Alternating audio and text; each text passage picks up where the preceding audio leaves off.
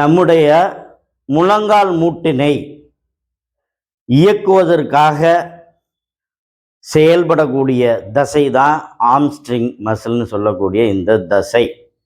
இது நம்ம முழங்காலை மடக்கிறதுக்கு பயன்படுது.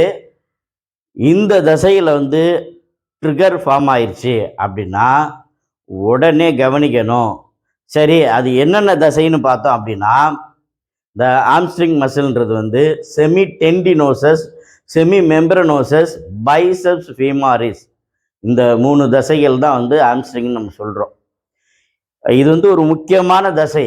அதே நேரத்தில் இந்த தசைகளில் ட்ரிகர் ஏற்பட்டு சுருக்கம் ஏற்பட்டுச்சு அப்படின்னா நம்மளுடைய ஒட்டுமொத்த காலுமே பாதிக்கும். அதே மாதிரி அது வழியாக போகக்கூடிய சியாட்டிக் நர்வ் பிரச்சனையும் வரும். அப்போ இந்த சியாட்டிக் நர்வ்லாம் கரெக்டாக ஒர்க் பண்ணணும் அப்படின்னா இது மாதிரி தசைகளின் இறுக்கத்தையும் நம்ம வராமல் பாதுகாத்துக்கணும்.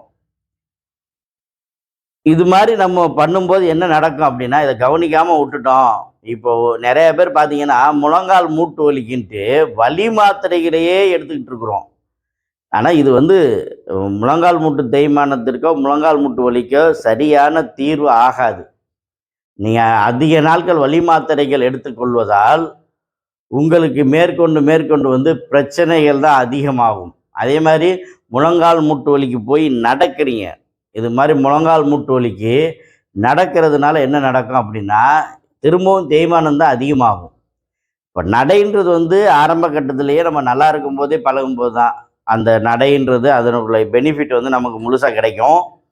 ஆனால் லேட்டாக போயிட்டு தேய்மானம் ஆன பிறகு வலி அதிகமாக இருக்கும்போது நீங்கள் வாக்கிங் போனீங்கன்னா மேற்கொண்டு தேய்மானம் தான் அடையும்.